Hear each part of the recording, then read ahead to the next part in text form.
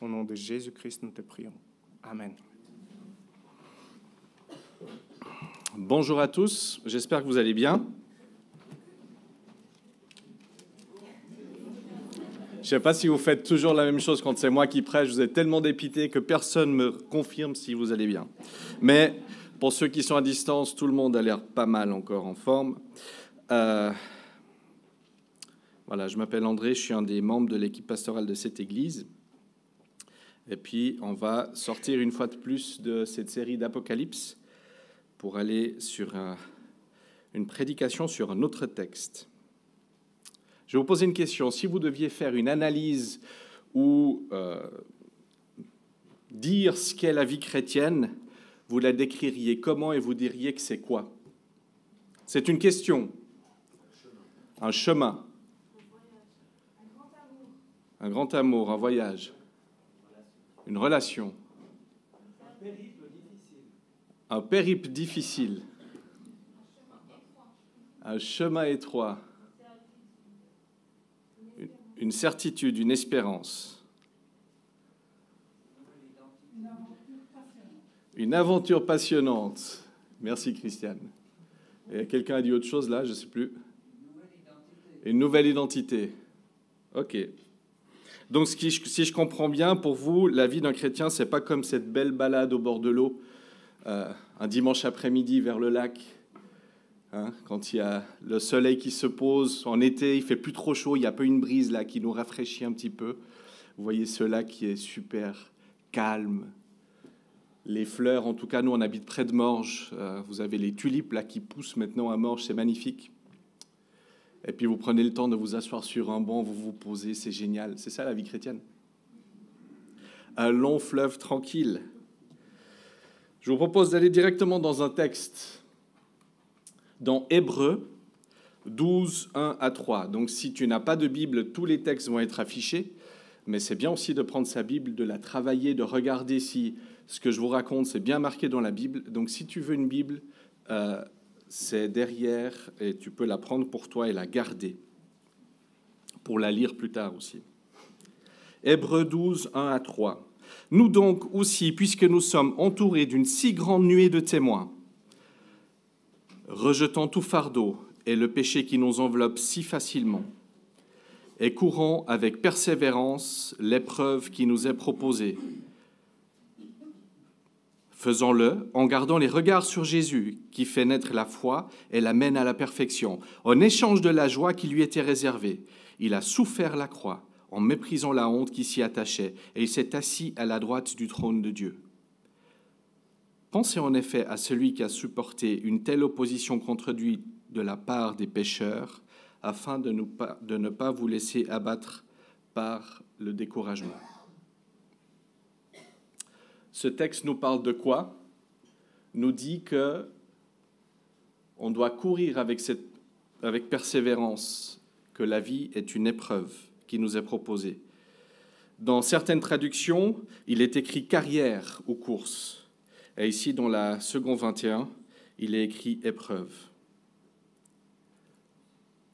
Donc ça diffère un petit peu de la description que je vous ai faite tout à l'heure. Ce n'est pas une promenade de santé. Alors si tu venais à l'église ce matin en pensant « je vais trouver une solution pour ma vie, pour avoir une vie peinard, tranquille, sans aucun problème », ben c'est pas bon. C'est pas ça. Et cela se confirme d'autant plus lorsque l'on sait que dans les textes grecs, épreuve veut dire agon. C'est cité 6 fois dans la Bible, dont cette fois ici d'Hébreux 12, 1. Et agon, je ne sais pas à quoi ça vous fait penser. Agonie. Agon veut dire concours, épreuve, combat, lutte, martyr en grec. Un lieu de souffrance, un parcours d'agonie dans lequel on s'entraîne, on transpire. Dans beaucoup d'églises, notamment des églises évangéliques, on va te dire plus tu es proche de Dieu, plus ça va aller mieux, plus tu vas avoir d'argent, plus ceci, plus cela. Et ce n'est pas du tout ce que la Bible dit. Du tout. Et ce n'est pas parce que tu es un pécheur que tu vas subir ceci ou cela de la part de Dieu. Ça ne fonctionne pas comme ça. Si tu es quelqu'un de bien, tu reçois. Si tu n'es pas quelqu'un de bien, tu ne reçois pas. Alors évidemment, bien souvent, on subit les conséquences de nos choix et de nos erreurs. C'est aussi facile de dire que c'est une épreuve. On ne sait pas d'où ça vient alors qu'on sait très bien ce qu'on a fait pour en arriver là. Jésus nous dit dans Jean 16, 33, on va dans un autre texte, Jean 16, 33, « Je vous ai dit cela afin que vous ayez la paix en moi. Vous aurez à souffrir dans le monde, mais prenez courage, moi j'ai vaincu le monde. » Vous aurez à souffrir, mais au moins vous rencontrerez la paix, le réconfort, les forces, et vous obtiendrez la grâce qui vient d'en haut. Jésus a vaincu le monde. Ce qui veut dire que si tu es du côté de Jésus, tu es du côté de gagnants, pas de perdants, pas de gens qui se laissent abattre dans les épreuves, même si elles sont dures, des fois.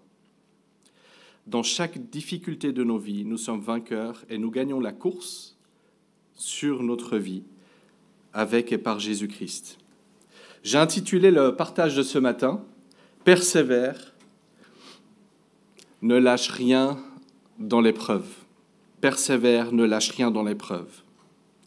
Et on va prendre l'exemple de l'apôtre Paul, qui, tout au long de sa vie, a traversé un nombre incalculable d'épreuves. Et lisons le passage principal de ce matin, dans 2 Timothée 4, 6 à 18. 2 Timothée 4, 6 à 18. Pour ma part, en effet, je suis déjà comme sacrifié et le moment de mon départ approche. J'ai combattu le bon combat, j'ai terminé la course, j'ai gardé la foi.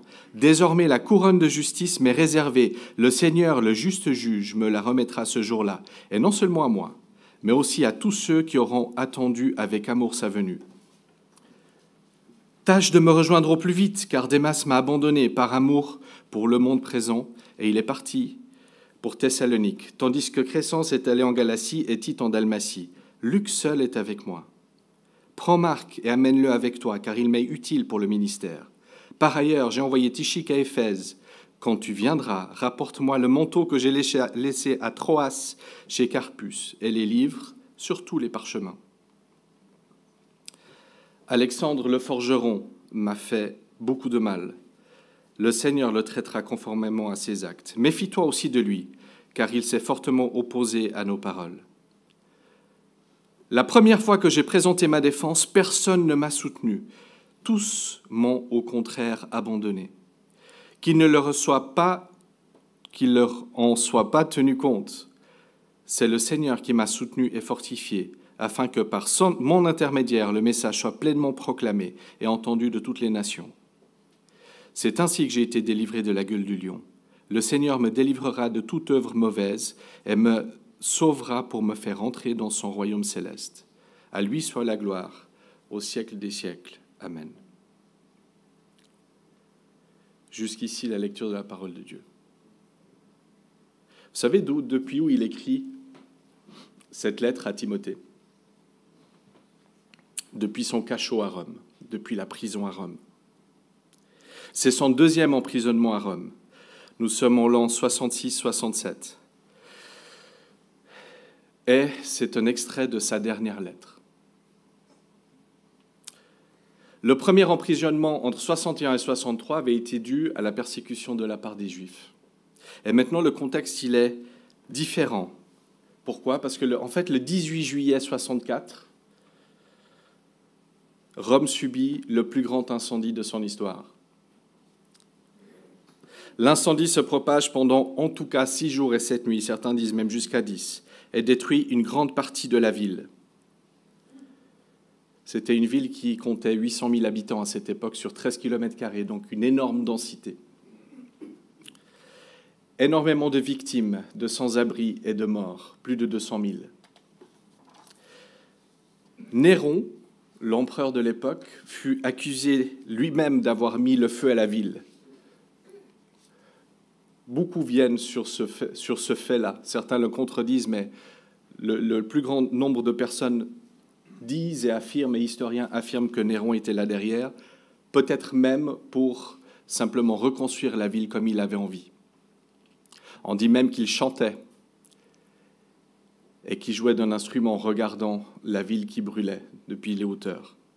Quand l'incendie est terminé, il y a la rumeur qui se répand, c'est que Néron était coupable de cet incendie. Et qu'est-ce qu'il fait? Il accuse faussement les chrétiens. Ces petits Christ, qui étaient péjoratifs chrétiens à l'époque, les disciples de Jésus, d'être les coupables de cet incendie. Les chrétiens alors, et on voit des tableaux, se font persécuter, torturer. On parle de plusieurs centaines de crucifixions. Les hommes, les femmes et enfants étaient habillés de peaux d'animaux et on lançait sur eux des chiens affamés. Quand ce n'était pas simplement des fauves comme on peut le voir ici dans ce cirque. Et comme si ça ne suffisait pas, le soir, on attachait ces gens au poteau, on les induisait de matière inflammable et on les utilisait pour illuminer, en les brûlant vifs, les soirées de Néron. Période terrifiante pour les chrétiens. Ça, ce sont des faits historiques. On ne les retrouve pas dans la Bible avec autant de précision, mais beaucoup d'historiens ont relaté cela. Et c'est dans ce contexte-là que le grand évangéliste, quelque temps plus tard après cet incendie, cette persécution continue, ces accusations continuent, on accusait les chrétiens de n'importe quoi. On allait même jusqu'à dire qu'ils mangeaient de la chair humaine, pour dire que c'était des fous, que c'était des gens qui étaient dangereux. C'est dans ce contexte que ce grand évangéliste, grand théologien, homme de Dieu, annonçant un message de paix et d'amour, et n'ayant aucune responsabilité dans ce qui s'est passé, est arrêté. Et Paul paye ces événements comme plein d'autres chrétiens, et il est traité comme un malfaiteur. Et on peut voir ceci un peu avant dans cette lettre, au chapitre 2, versets 8 à 10. Il est écrit « Souviens-toi de Jésus, le Messie ressuscité, issu de la descendance de David, conformément à l'évangile que je prêche et pour lequel je souffre au point d'être enchaîné comme un malfaiteur. » Parce qu'il est chrétien, il est enchaîné comme un malfaiteur. Parce qu'il annonce cette bonne nouvelle, il est enchaîné comme un malfaiteur. Je n'ai pas traité le sujet ce matin, et j'y pense maintenant, il y a Dieu, mais il y a aussi Satan. Il y a les anges, il y a aussi des esprits mauvais. Et il y a un ennemi qui ne veut pas que cette bonne nouvelle soit répandue, qui va tout faire pour mettre les bâtons dans les roues des chrétiens. Traité comme un malfaiteur. Et il n'est pas uniquement mis dans un cachot, il est enchaîné dans ce cachot. Peine supplémentaire. On va quand même lire la fin de ce petit passage. Et pour lequel je souffre au point d'être enchaîné comme un malfaiteur, mais la parole de Dieu, et ça Néron ne le savait pas, et Satan le savait. La parole de Dieu n'est pas enchaînée. C'est pourquoi je supporte tout à cause de ceux qui ont été choisis, afin qu'eux aussi obtiennent le salut qui est en Jésus-Christ, avec une gloire éternelle. Voilà ce qui réconforte Paul, de savoir que son témoignage va libérer les gens, pas uniquement pour leur période et leur passage de vie ici-bas, mais en allant dans l'éternité. Et comme je vous ai dit, il n'y a pas que Paul en fait, qui a subi ces événements. L'apôtre Pierre est également crucifié à cause de ces événements dans le cirque Vaticanus. L'histoire nous dit qu'il a été crucifié la tête en bas parce qu'il ne voulait pas être crucifié comme son maître. Il se trouvait indigne. Paul, lui, probablement a été arrêté à Troas, chez Carpus, où sont restés ses livres, parchemins et son manteau, certainement arrêté sans ménagement. Et le voilà de nouveau en prison, deuxième fois, sans rien, même pas un manteau pour résister à l'humidité et au froid des geôles de Rome. Et plus que d'être en prison, je ne sais pas si vous avez remarqué dans le texte, il a été abandonné par la plupart des chrétiens qui craignaient d'être associés à lui, le leader des chrétiens.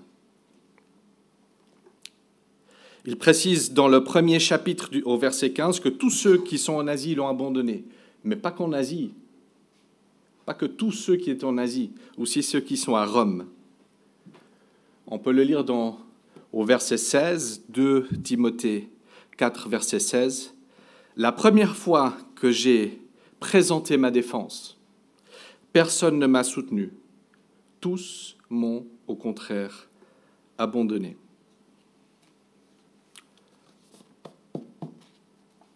Il n'a aucune responsabilité. Il passe devant un tribunal. Et dans un des moments les plus difficiles de sa vie, Paul, il est dénué de tout. Il est abandonné par ses amis, il est abandonné par tout le monde. C'est une débandade générale dans le monde chrétien. Les chrétiens se disent, c'est pas possible ce qui se passe. Chacun essaie de sauver sa peau. Paul, qui a consacré sa vie aux autres, a annoncé le message de paix, ce message d'amour, d'espérance. Lui qui maintenant, lui-même a besoin de soutien, il a besoin d'aide. Il se retrouve enchaîné au fond d'une prison. Accusé de quoi? De quoi pouvait-on l'accuser? De rien. Mais personne n'est là pour contredire les mensonges, les accusations. Personne n'était là pour le défendre. Tous m'ont au contraire abandonné. Je ne sais pas si on arrive à se rendre compte dans quel état est Paul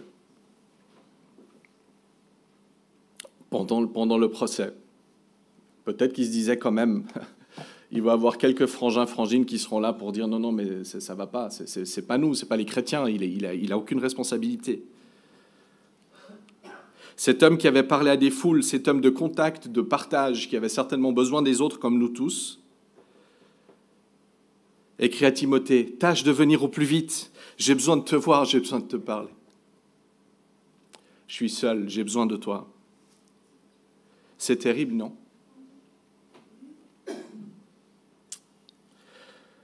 L'abandon vient de pair avec la solitude. Et il n'y a pas que l'apôtre Paul Il n'y a pas que l'apôtre Paul qui ait souffert de ce drame de la solitude. Jésus-Christ lui-même, on l'a rappelé plusieurs fois dernièrement, dans le jardin, a été abandonné quelque part pendant les moments de prière. Et la solitude, c'est peut-être quelque chose que tu vis aujourd'hui. Et puis pour certains d'entre nous, on peut se sentir seul. Avoir un moment de solitude quand on a fait une bêtise comme moi, on se sent waouh. Mais si on va un peu plus profondément, on peut peut-être se sentir seul pendant une journée où on avait besoin de quelqu'un et ce quelqu'un n'était pas là. Et peut-être pour toi, ça date depuis des semaines, depuis des mois, peut-être depuis des années.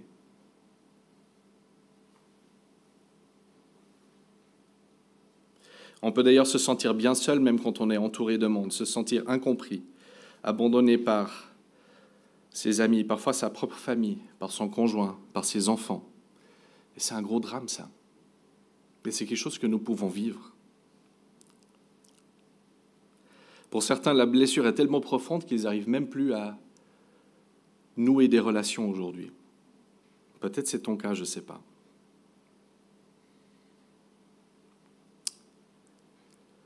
Une autre frustration aussi de Paul, était d'être abandonné par Démas, son collaborateur, son compagnon dans l'œuvre. Être abandonné et de voir Démas être aspiré par Babylone, comme nous le rappelait Jonathan dimanche dernier, être aspiré par le monde, se perdre. Démas, après tout ce qu'ils ont vu, ce qu'ils ont fait et ce qu'ils ont vécu ensemble. Oui, mes amis, même des hommes et des femmes de Dieu peuvent se perdre en chemin, même en côtoyant des hommes extraordinaires comme Paul. Paul lui-même qui nous rappelle et qui précise quelque chose d'important. J'ai achevé la course et j'ai gardé la foi. Ce qui veut dire que pour lui aussi, c'était une épreuve. Et on le voit dans sa vie. Et puis pour lui aussi, c'était quelque chose qui n'était pas évident. Et combien c'est important de garder la foi et d'être fidèle jusqu'au bout. Et je pense que c'est un avertissement pour nous tous, en fait. Dans nos choix, dans nos priorités, dans nos vies. C'est aussi un avertissement pour nous tous de prendre soin les uns des autres. De regarder les uns les autres, de nous encourager, de nous exhorter, parfois aussi de nous reprendre les uns les autres. Est-ce que nous avons un réel dévouement pour Christ? Est-ce que nous avons Christ comme priorité dans notre vie? Ou on vit simplement une activité chrétienne en venant le dimanche matin? Hier, lors de l'Assemblée générale de EABG, c'est l'association qui gère le parc immobilier de l'Action biblique suisse, Philippe Michler nous a apporté un partage dans lequel il nous a posé une question. Est-ce que nous avons une passion pour Christ? Et je nous pose cette même question aujourd'hui, parce qu'elle m'a touché. Est-ce que Christ est le moteur de ton existence, ou est-ce qu'on a une passion pour nos habitudes, peut-être même l'habitude de venir à l'église? Est-ce que nous sommes des Démas en puissance? Revenons à l'apôtre Paul, verset 16, 2 Timothée 4, 16. La première fois que j'ai présenté ma défense, personne ne m'a soutenu. Tous m'ont au contraire abandonné, qu'il ne leur soit pas tenu compte. C'est le Seigneur qui m'a soutenu et fortifié. Écoutez-moi bien, les amis. La grâce de Dieu ne nous épargne pas la solitude et l'abandon. Mais la grâce de Dieu nous assiste au travers de la solitude et de l'abandon. La solitude et l'abandon est une conséquence de ce monde déchu. Mais Dieu nous donne la force de pardonner et de supporter la solitude, car Dieu est à tes côtés.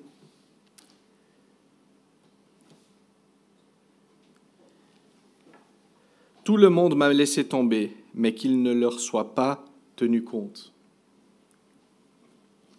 Est-ce que cette phrase-là, ce n'est pas une preuve de la victoire de la grâce de Dieu au travers de la réaction de Paul? Il est triste, il est blessé.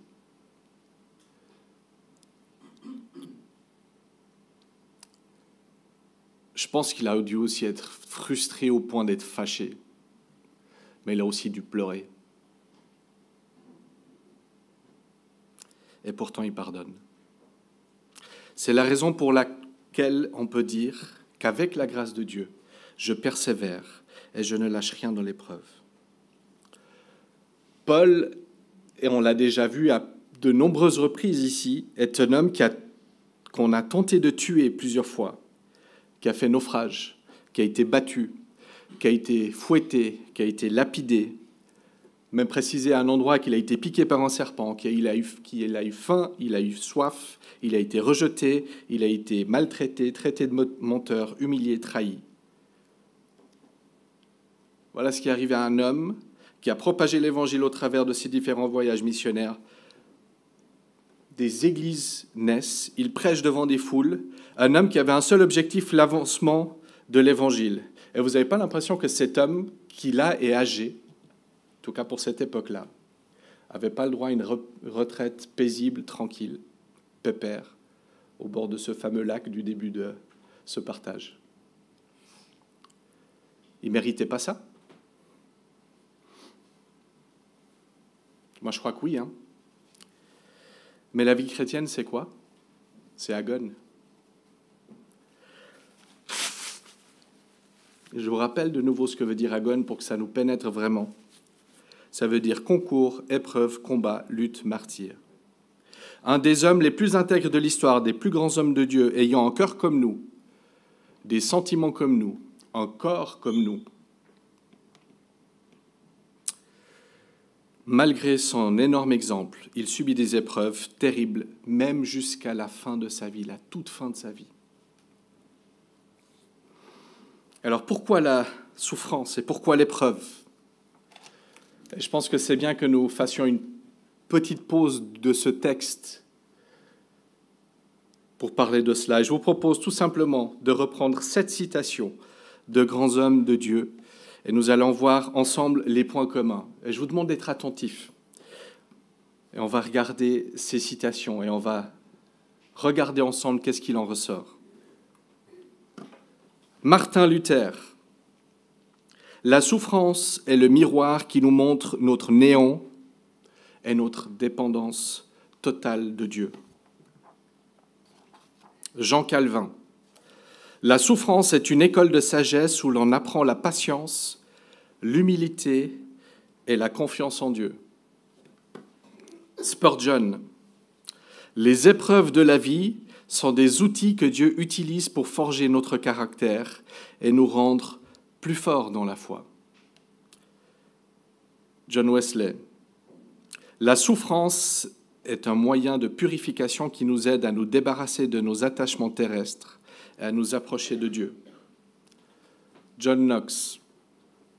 Les épreuves de la vie sont des occasions pour nous de nous rapprocher de Dieu et de trouver notre force en lui.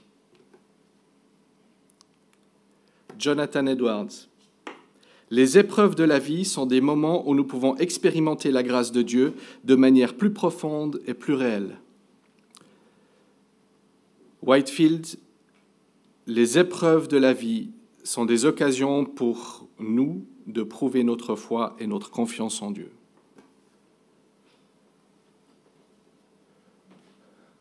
Ils sont révoltés, ces gars. Hein? Chacun de ces hommes en a bavé pendant sa vie. Chacun de ces hommes en a bavé. Et je ne sais pas pour vous, j'ai l'impression que, en lisant chacune de ces citations, j'ai l'impression de relire chaque fois la même chose.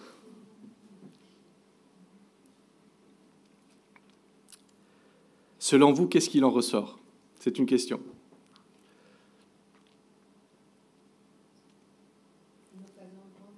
Une occasion de grandir.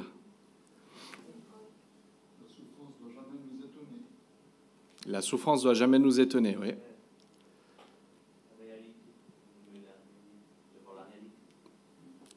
Ils sont réalistes.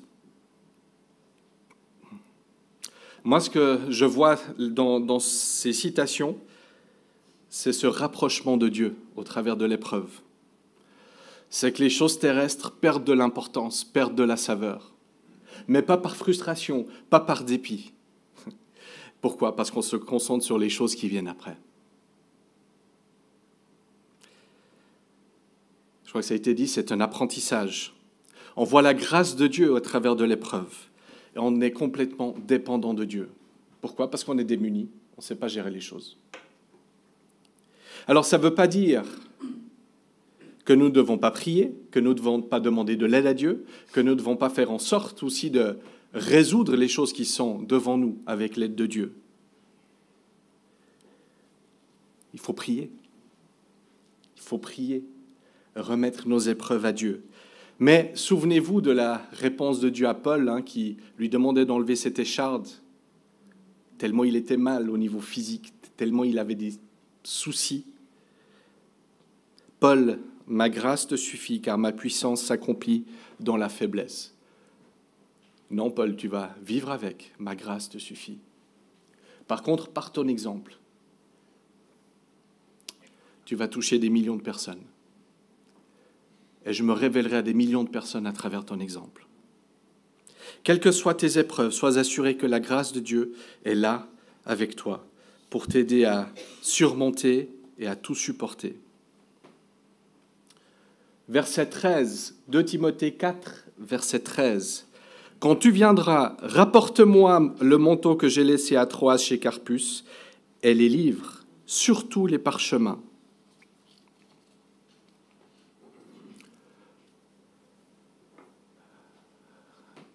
Cette agonie pour Paul était aussi une extrême pauvreté, un dénuement total. Il n'a plus rien. Visiblement, il n'a rien pu prendre avec lui. Paul n'était pas au-dessus de nous. Il ne jouissait pas de privilèges extraordinaires parce que c'était l'apôtre Paul. Même pas son manteau pour affronter l'humidité et le froid de la prison à Rome. C'est un sacré exemple pour des serviteurs de Dieu, qui eux aussi beaucoup renoncent à des carrières, à des situations financières pour se consacrer entièrement à l'œuvre de Dieu.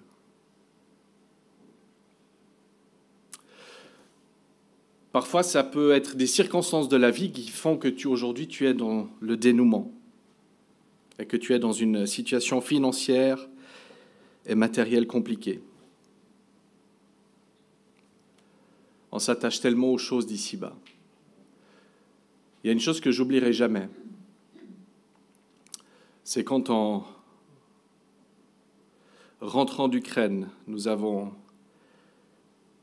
pu prendre avec nous nos amis ukrainiens qui ont fui la guerre. Vous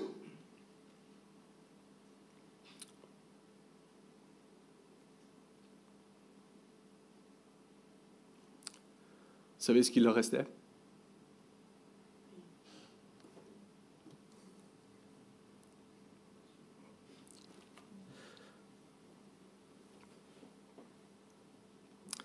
Pas grand-chose, un baluchon. Je ne fais pas de comparaison, je constate ici simplement que l'apôtre Paul, au crépuscule de sa vie, il n'a pas un manteau pour se protéger. Apporte-moi mon manteau, afin que je puisse survivre, peut-être passer l'hiver. Timothée, apporte-le. La grâce de Dieu. On revient toujours à la grâce. Ne te libère pas du dénuement.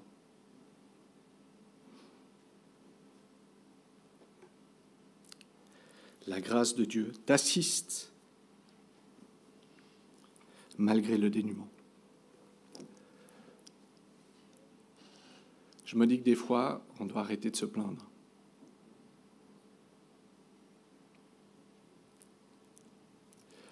Des fois, il faudrait juste qu'on ouvre nos armoires, nos placards, qu'on regarde ce qu'on a dans notre cave. Parfois, ça nous suffirait pour vivre.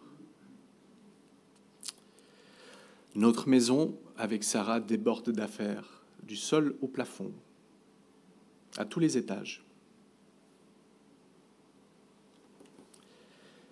Et puis, souvent, qu'est-ce qu'on fait ?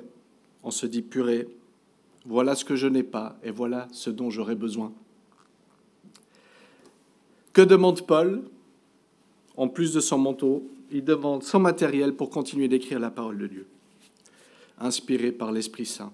La grâce de Dieu ne te libère pas du dénuement, mais la grâce de Dieu t'assiste malgré le dénuement. Souffrant de solitude, abandonné dans le dénuement, l'apôtre Paul, comme si ça ne suffisait pas, a été trahi. Alexandre le forgeron m'a fait beaucoup de mal, au verset 14. Le Seigneur le traitera conformément à ses actes. Méfie-toi aussi de lui, car il s'est fortement opposé à nos paroles. Certains commentateurs, historiens et textes non canoniques supposent que c'est cet Alexandre qui aurait trahi et dénoncé Paul et qui l'a mené jusqu'au martyre. Certains disent même que ça a été son bourreau, mais ça, on ne sait pas très bien. Mais visiblement, il a eu vraiment une part active pour dénoncer Paul. Et la trahison, elle fait mal. Pourquoi elle fait mal ? Parce qu'elle surprend. Et quand on se sent trahi, c'est qu'on est trahi par des gens de qui on est proche.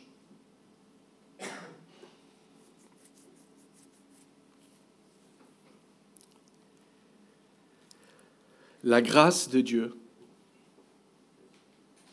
ne t'épargne pas la trahison, mais la grâce de Dieu t'assiste et te donne les forces lorsque cela arrive pour surmonter la trahison. Et oui, Paul est au bout de sa vie. Pas l'expression, il est réellement au bout de sa vie. Et il le sait. Et il ne dit pas « je combats le bon combat, je continue la course, je garde la foi ».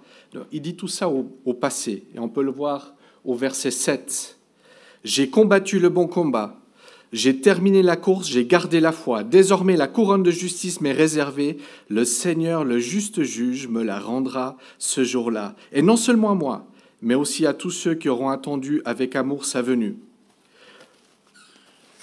J'ai tenu ferme jusqu'au bout dans cette course. Je n'ai pas tergiversé. Je n'ai pas fait des compromis dans ma vie chrétienne. J'ai véritablement vécu pour Christ. Je suis resté fidèle à Christ et je sais que je vais recevoir cette couronne de justice. Et à plusieurs endroits dans le Nouveau Testament, Paul affirme que la seule chose qui l'importait, c'est d'accomplir cette course en répandant la bonne nouvelle du salut qui est en Jésus-Christ. Et c'est une tâche qui nous est commune à tous. Et nous arrivons au premier verset de notre texte. Verset 6. « Pour ma part, en effet, je suis déjà comme sacrifié et le moment de mon départ approche. » Selon la version Semeur, qui veut dire la même chose mais avec d'autres paroles, « Car en ce qui me concerne, je suis prêt d'offrir ma vie comme une libation pour Dieu. Le moment de mon départ est arrivé. » Que veut dire une libation ? Une libation consistait à verser du vin sur l'autel en guise de sacrifice. Et l'odeur était considérée comme agréable à Dieu. Pour ma part, en effet, je suis déjà comme sacrifié, et il le savait.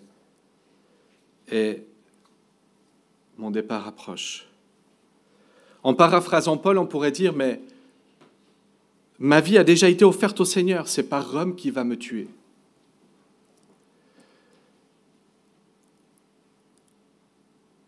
Ma vie et ma mort sont une offrande au Seigneur, et je veux que ma vie soit une louange pour Dieu, soit un parfum de bonne odeur.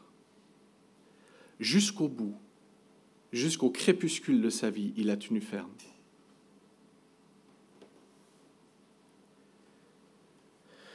Dans son courrier à Timothée, il aurait peut-être pu dire à Timothée, écoute, t'essayes d'ameuter un peu tous les chrétiens, parce qu'il y en avait quand même beaucoup.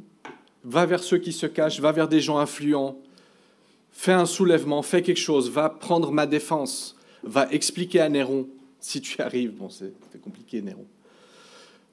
Mais fais quelque chose pour me libérer.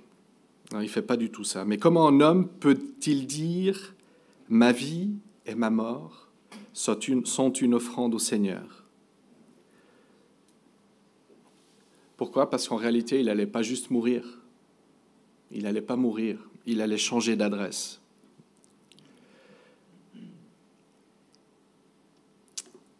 Et c'est ça qui arrive aux chrétiens. C'est changer d'adresse. C'est pour cela que la mort n'est pas un drame quand c'est quelqu'un qui appartient à Christ. Oui, il y a la tristesse de la séparation. Oui, on a le droit d'être triste, on a le droit de pleurer. Mais très vite vient la joie des retrouvailles et l'espérance des retrouvailles. Retrouvailles dans ce lieu magnifique, extraordinaire, auprès de Dieu, où il n'y aura plus de larmes, plus d'épreuves, plus de guerre, plus de souffrance. Et lors de la mort, on parle d'un départ. Et quand on parle d'un départ, c'est qu'il y a une arrivée. Un départ et une arrivée qui peut être plus ou moins lointaine pour chacun d'entre nous. Et ce n'est pas une question d'âge. Encore une nouvelle hier après-midi, une sœur, je ne vais pas donner le nom, pas de notre église, mais de l'Action biblique de la région, qui a été renversée sur un parking.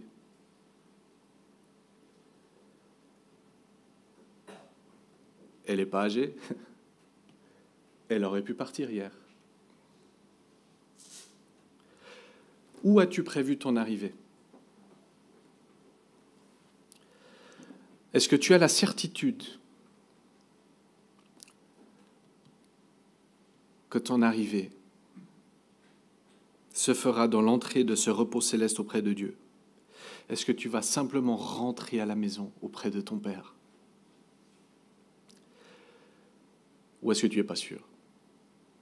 Et Agon, même si tu n'as pas forcément une vie chrétienne, mais les souffrances d'Agon, tu vas les vivre pour l'éternité.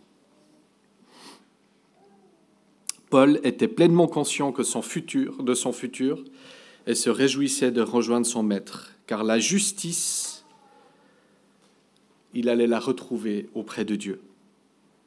Il n'avait pas eu ici-bas, mais il allait la trouver auprès de Dieu. Verset 8, « Désormais, la couronne de justice m'est réservée. Le Seigneur, le juste juge, me la remettra ce jour-là, et non seulement à moi, mais aussi à tous ceux qui auront attendu avec amour sa venue. » Le tribunal de Rome l'a rendu coupable, l'a déclaré coupable, et je dirais même l'a rendu coupable, parce qu'il n'était pas coupable. Et dans plein d'endroits dans ce monde, les tribunaux peuvent nous accuser. Alors je ne dis pas quand on fait des fautes, et quand on fait des infractions, on n'est pas en dehors de ça en tant que chrétien. Mais quand ça va à l'encontre de la parole de Dieu, les tribunaux de ce monde peuvent nous accuser, peuvent nous rendre coupables. Mais ce qui importe pour toi et pour moi, c'est le tribunal des cieux. Rien à faire de celui-ci ici en bas. Rien à faire des conséquences du tribunal ici en bas. On doit accepter certaines conséquences, même si elles sont injustes. Mais ce qui importe, c'est ton arrivée. Et à ton arrivée, la sentence que tu vas recevoir. Pourquoi ? Parce que celle-ci aura une conséquence éternelle. Et pour cela, il faut que tu aies accès à cette couronne de justice qui se trouve en Jésus-Christ. Et on va bientôt terminer.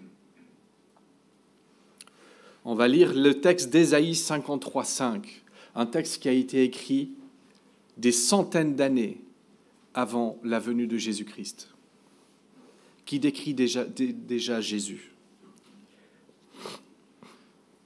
Ésaïe 53,5, « Mais c'est pour nos péchés qu'il a été percé, c'est pour nos fautes qu'il a été brisé. Le châtiment qui nous donne la paix est retombé sur lui, et c'est par ses blessures que nous sommes guéris. » Christ a déjà tout accompli pour toi sur le bois de Golgotha. On a beaucoup parlé de souffrance ce matin, de souffrance physique, aussi de souffrance psychologique, d'abandon, de trahison. Jésus a tout subi ça, en fait.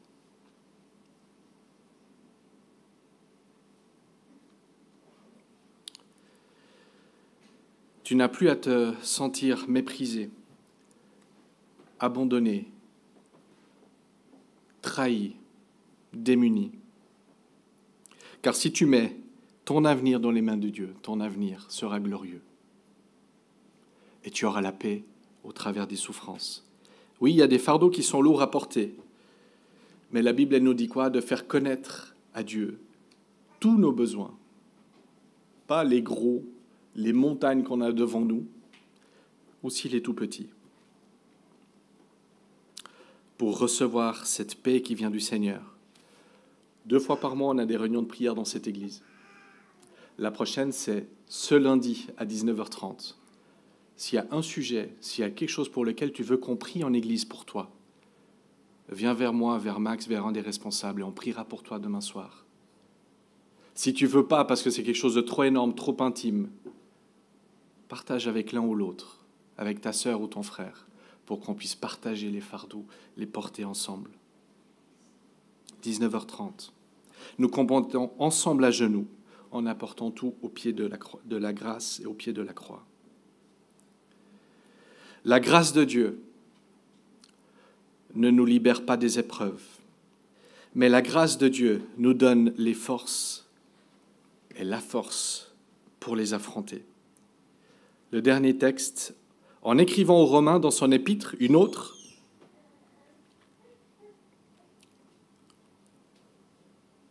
il est écrit ceci au chapitre 8, verset 18. « J'estime d'ailleurs, c'est de nouveau Paul, j'estime d'ailleurs qu'il n'y a aucune commune mesure entre les souffrances de la vie présente et la gloire qui va se révéler en nous. » J'estime d'ailleurs qu'il n'y a aucune mesure entre les souffrances de la vie présente et la gloire qui va se révéler en nous, et aussi la gloire qui va se révéler devant nous quand nous arriverons vers Dieu.